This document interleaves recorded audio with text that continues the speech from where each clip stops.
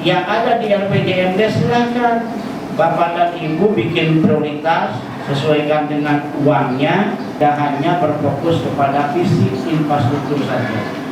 Tapi pemberdayaannya silakan diolah hari ini nanti dipaparkan. Tahun depan juga ya, ini perangkat desa nih akan mendapatkan BPJS kesehatan 4% dari APBD kabupaten. Kalau refocusing anggarannya kabupaten dari DAU-nya masih tetap nih. Nggak tahu kalau turun nanti. Adalah penguatan infrastruktur desa berupa pembangunan visi yang mendukung ekonomi desa.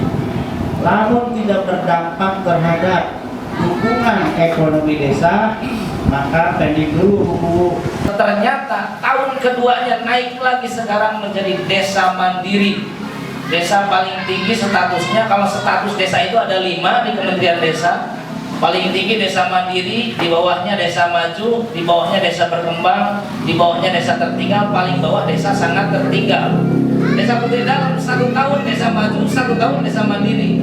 Tadi Pak Camat sudah menyampaikan kalau tidak ada refocusing dari provinsi, mudah-mudahan Putri Dalam mendapat mobil Maskara. Dari mana skor ini? Dari 3 indikator. Yang pertama, indeks ketahanan sosial (IKS). Namun indeks ketahanan sosial kan pendidikan, kesehatan itu yang dibiayai dari dana desa untuk pendidikan kesehatan, nanti keluar skor. Kemudian yang kedua IKE, indeks ketahanan ekonomi. Yang ketiga IKL, indeks ketahanan lingkungan. Skornya berapa Putri Dalam 2021? Yang paling tinggi itu Putri Dalam di IKL, indeks ketahanan lingkungan.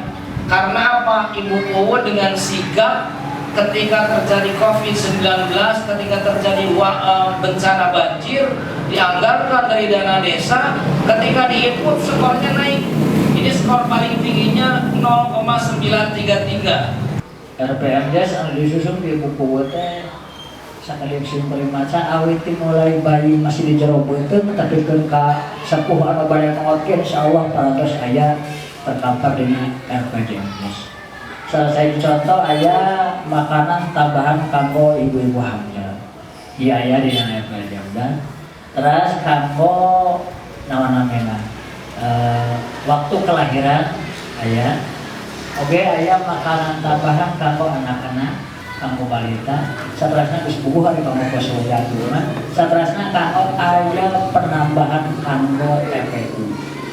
Dan tadi insyaallah di RPMJS desa eta awet dimulai di kandungan tetekeun kaluar tetekeun kamangot kanggo warga masyarakat di desa Kedalam insyaallah pas termasuk di antaranya eta kanggo perluasan TPU di blok desa Putri Dalam.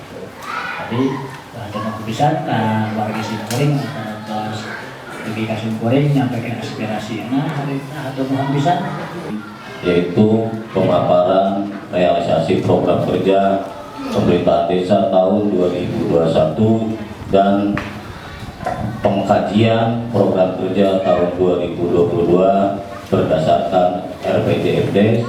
Dan pembinaan masyarakat serta terkait dengan pelaksanaan pemerintahan desa itu berdasarkan rekomendasi bimbingan dari Kedami Desa yang mencakup juga kebutuhan masyarakat desa mandiri pada tahun ini. Beberapa kegiatan akan berlangsung di minggu ini dan juga terus sampai dengan anggaran dana desa tahap 3.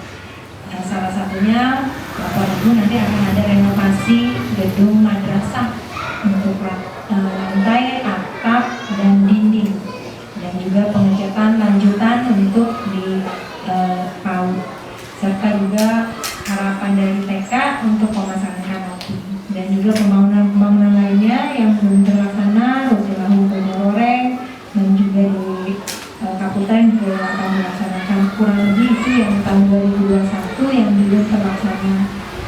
Sejak pemerintah desa di tahun 2022. Dasar dari rencana kerja pemerintah desa salah satunya adalah alhamdulillah bahwa dari Kementerian Desa, pemerintah pusat sudah memberikan arahan rekomendasi yang sangat baik, yaitu tertuang di dalam program SDGs Desa, bahwa pada dasarnya memang itu menjadi tujuan dan harapan seluruh masyarakat Indonesia. Data dan anggaran desa tahun 2022 ada yang memang tidak pernah akan berubah sejauh ini sampai tahun 2022, baik itu dari tahun 2020 sampai nanti.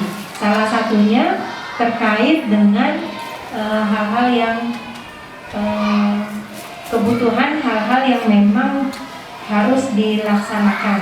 Jadi ada batasan-batasan yang tadi disampaikan, ada yang memang dalam setiap tahun itu wajib dilaksanakan. Salah satunya itu salah satu bentuk bahwa pengentasan kemiskinan dengan bantuan bedah rumah tidak layak huni itu wajib Bapak Ibu setiap tahun minimal 3. Lalu kegiatan yang berhubungan dengan peningkatan pendidikan yaitu honorarium guru PAUD, TK, guru keagamaan, RA itu tetap dilaksanakan. Memang belum ada peningkatan yang sangat signifikan di tahun 2021, ada kenaikan 600.000 yang tadinya, terus peningkatan jumlah yang menerima yang tadinya 27 orang jadi 30 orang yang menerima. Mungkin saya baca secara detail dulu keseluruhannya dari prioritas program kegiatan dan anggaran desa tahun 2022. Pemerintah desa, anggaran ini lebih banyak alokasinya dari alokasi dana desa karena terkait tunjangan kepala desa dan aparat desa, operasional BPD, LPM, PKK, Karang Taruna, RT RW, Limas, pemerintah desa, Kemit atau kaum dan Kementerian, belanja jasa kantor berupa listrik dan wifi, pajak tanah kas desa, pemeliharaan sarana dan prasarana keagamaan. Ini perpaduan antara ADD dengan PAD desa. 509.158.440 rupiah. Ini ADD dan PAD, bayaran pajak tanah kas desa. Makanya bersyukur sekali kalau masyarakat itu secara bertanggung jawab membayar PBB, secara bisa lebih disiplin untuk pembayaran PBB-nya, karena sama pemerintah kabupaten dikembalikan lagi ke desa sekian persen. Pelaksanaan pembangunan desa. 1. Honorarium guru PAUD, TK dan guru keagamaan sejumlah 30 orang, 48.600.000. Penyelenggaraan posyandu, PMT balita dan ibu hamil, ada 5 posyandu dengan sasaran balita dan ibu hamil yang tidak selalu sama ya Pak, tapi semuanya ada pertanggungjawabannya dari posyandu, kurang lebih di anggaran 21.900.000. Dari posyandu, insentif kader pemberdayaan masyarakat, penanganan stunting, pembangunan 3 unit tilahu itu juga masuknya dalam pelaksanaan pembangunan desa. Lalu operasional Pokjanal desa dan posyandu, dan juga pengembangan agrowisata yang memang sudah secara bertahap setiap tahun kita akan sisihkan karena dengan tujuan untuk meningkatkan PAD. Target-target kita sebelumnya yang sudah saya sampaikan di Musrembang, bagaimana di saat pemerintahan saya kita punya target untuk bisa meningkatkan PAD desa. Karena itu membangun sebuah embrio wisata di desa kita, dan itu pun sesuai dengan salah satunya harapan dari rencana kerja kabupaten dan provinsi, bagaimana ada poin-poin di bidang pariwisata bisa dikembangkan di beberapa wilayah desa. Dan pembangunan desa yang sudah pasti dilaksanakan di tahun 2022 375.950.000 rupiah. Lalu rencana pembinaan kemasyarakatan desa, kegiatan PKK, kegiatan keagamaan, pemeliharaan sarana dan prasarana keagamaan yang alokasinya dari dana desa. Kalau yang tadi pertama dari PAD. Lalu kegiatan acara adat seperti yang tadi Pak Camat sampaikan, kita harus mendukung program dari kabupaten yang terkait Raharja. Salah satunya poin dengan kita menyelenggarakan acara-acara adat keagamaan ataupun acara keagamaan ataupun acara adat, yaitu kita anggarkan di Munjungan dan Sedekah Bumi di 6.500.000.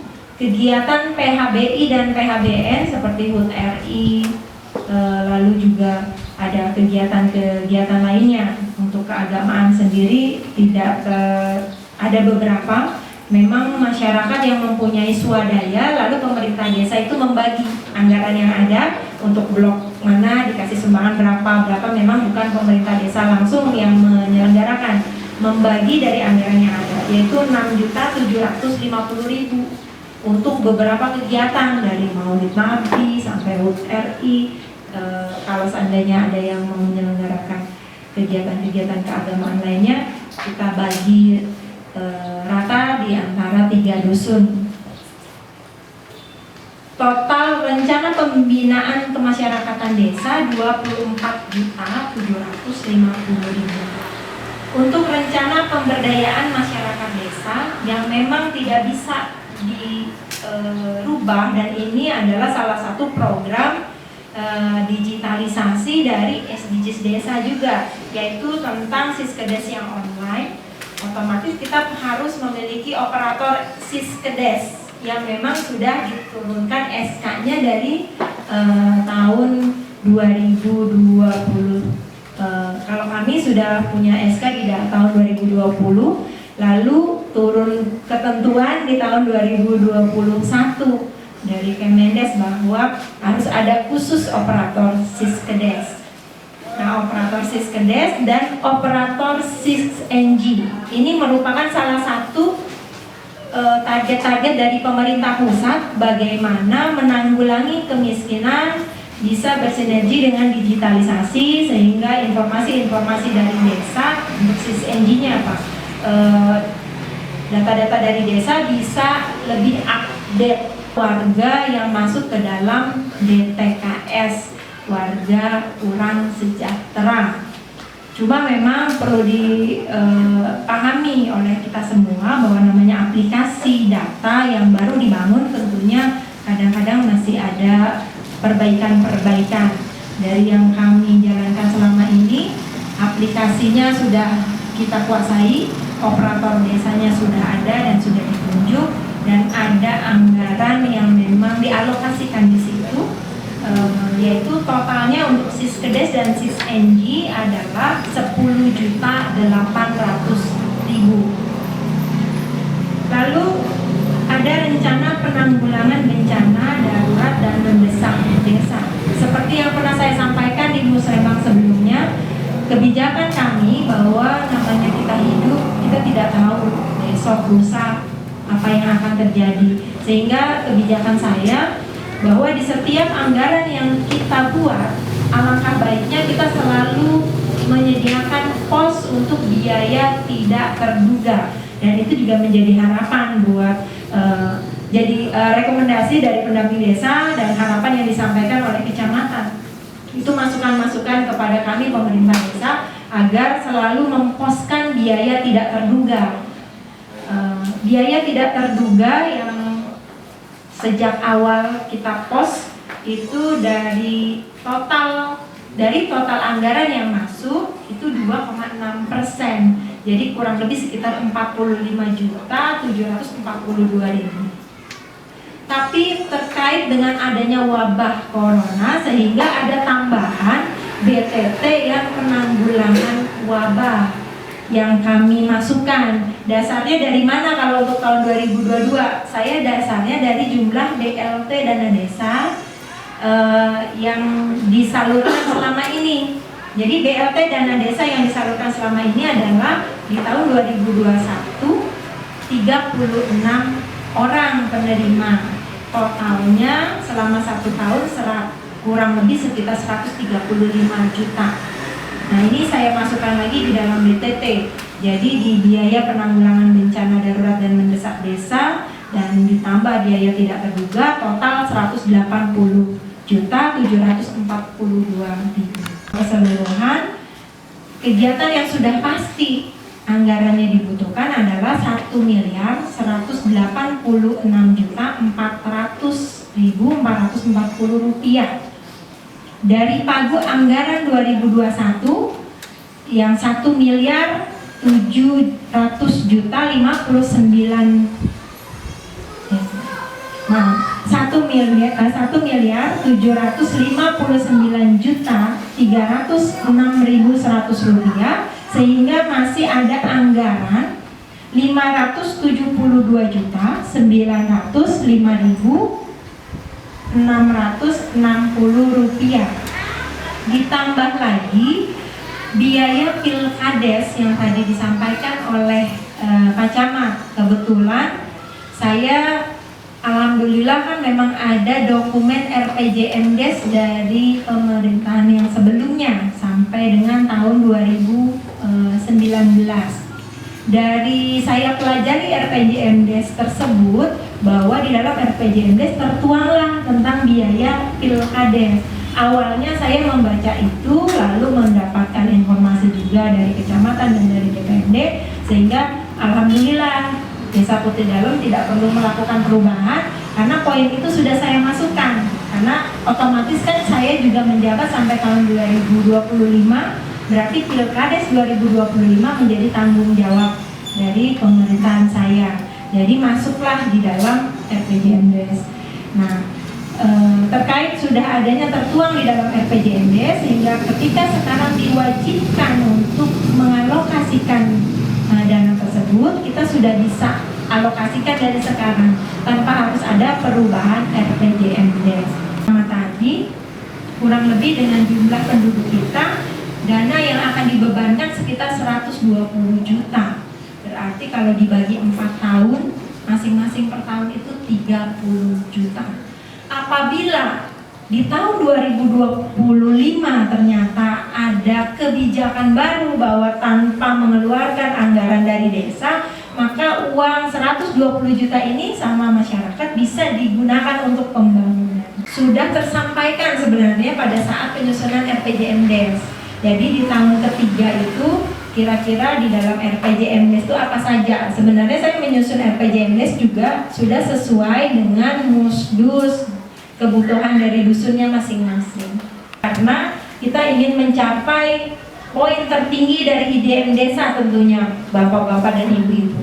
Kalau seandainya kita sesuai dengan rekomendasi dari Kemendes, Kementerian Desa yang memang menurunkan anggaran tersebut, mudah-mudahan akan ada lagi tambahan-tambahan anggaran lainnya. Itu yang menjadi target-target saya. Tapi mangga dia disampaikan lagi mungkin oleh Pak Kadesnya, karena waktu itu sudah rapat juga menyampaikan harapannya di tahun depan ingin ada apa. Lalu bapak-bapak, ibu-ibu, kira-kira harapannya apa terkait poin-poin di atas. Tapi insya Allah sih RPJMD saya sudah mencakup.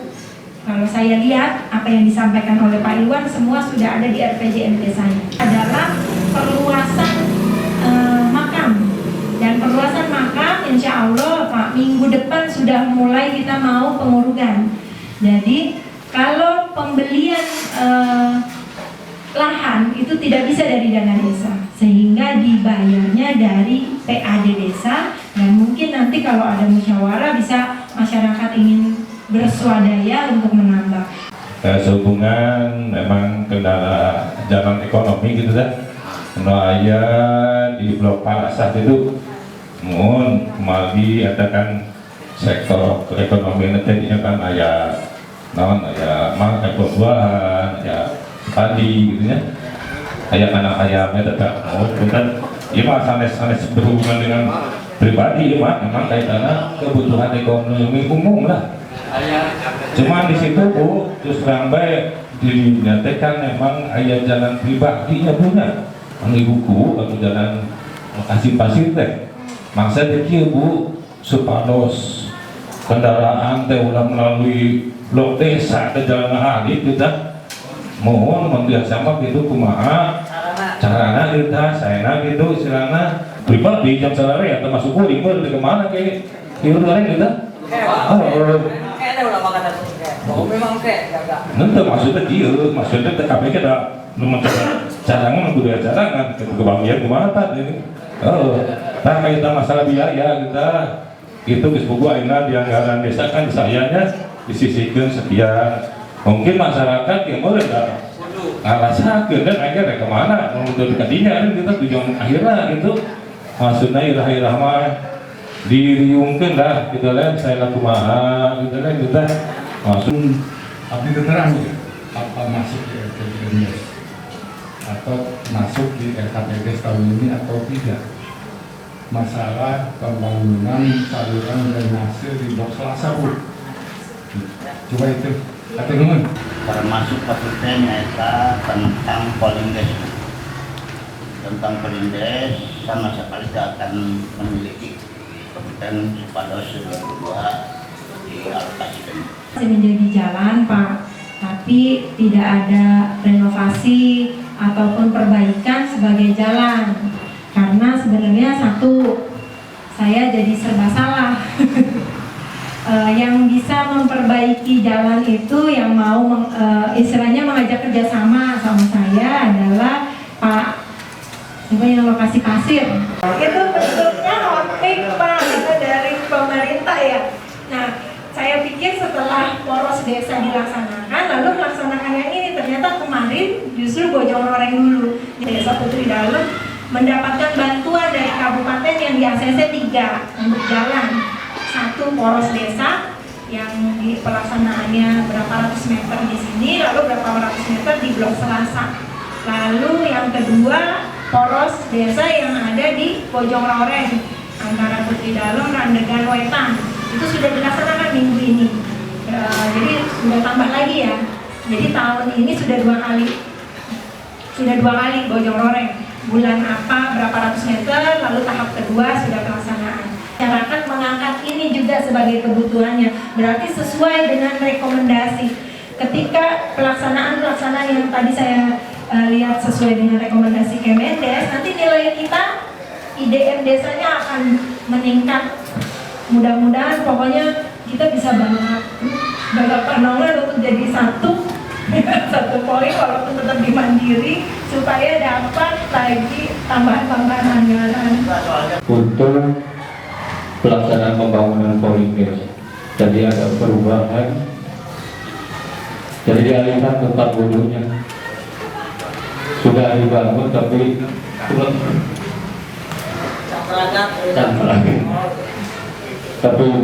belum selesai.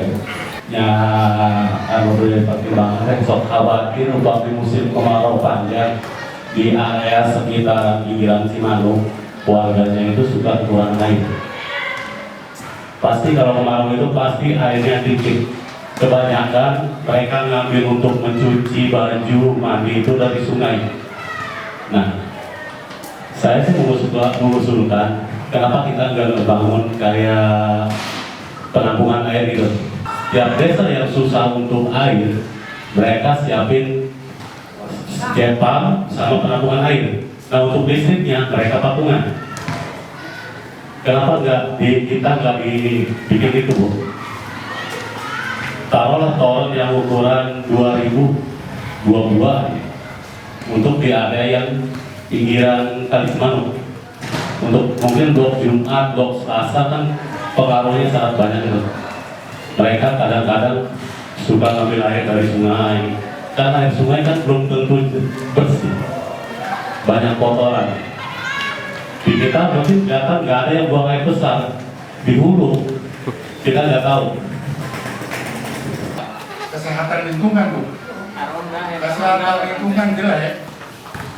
Walaupun kita membangun Polindes rumah sakit yang mewah dan canggih, ketika ke rumah sakit pulang jemur, ketika lingkungannya kumuh itu sudah lagi ya.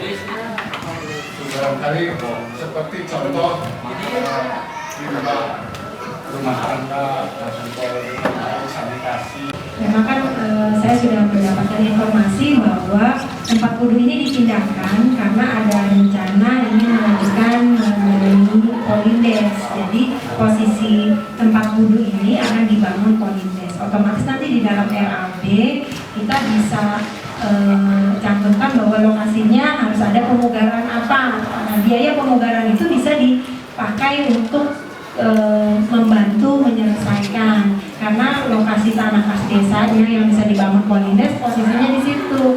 Bisa dari situ pasti ada sedikit anggaran untuk pemugaran, karena alhamdulillah oleh swadaya dari DKM-nya sudah dipugar sendiri lalu dipindahkan. Nanti ada anggaran pemugaran lalu bisa dipakai untuk menyelesaikan. Seperti yang tadi saya sebutkan, di sini kan ada pemeliharaan sarana dan prasarana keagamaan dari anggaran PAD desa, dan juga ada anggaran dari dana desa, mungkin bisa juga jadi tambahan. Itu akan tetap ada di tahun 2022. Seperti itu paling jawaban dari saya. Apa yang sudah kita bahas ada di dalam berita acara, masukan-masukan Bapak dan Ibu, juga program-program prioritas yang memang sudah ada.